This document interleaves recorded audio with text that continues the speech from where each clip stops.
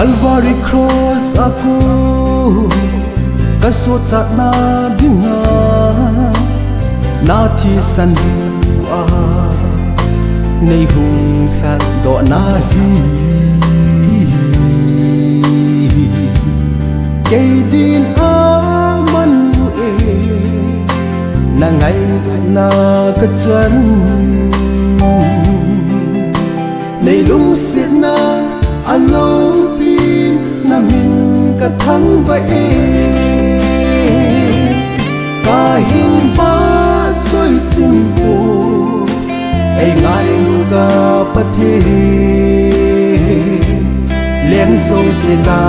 a ka leng chu na hi lung sit na yu pe nei chân ang man tam me tôi sốt adia Christa kan ni o anong pe ne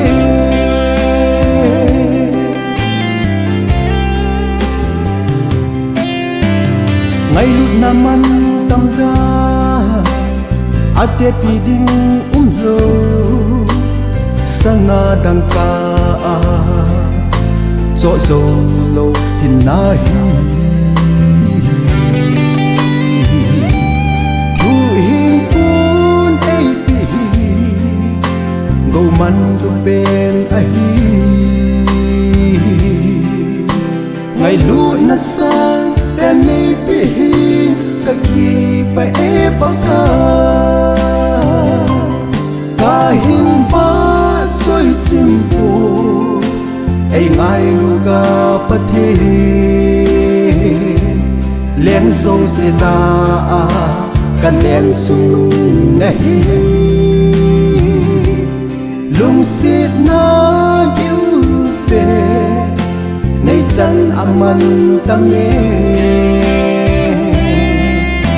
tôi sốt adia Christa kan ni o anong pe ne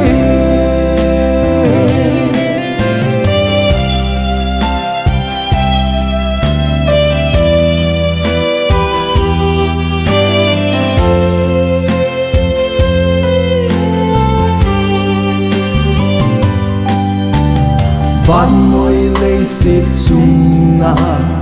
chỉ tin năm tin la thu nei bên bắt thi cả nei alo bi e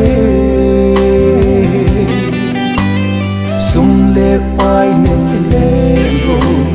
man lu ho sa nga song kay din Christa ka nei lungon na pen ahi ka hin va choi chim vo ai ngai lu ga pa the leng zo se na kan leng chu na hi lung sit na yu pe nei chan ang man tam me tôi sốt adia Christa kan ni o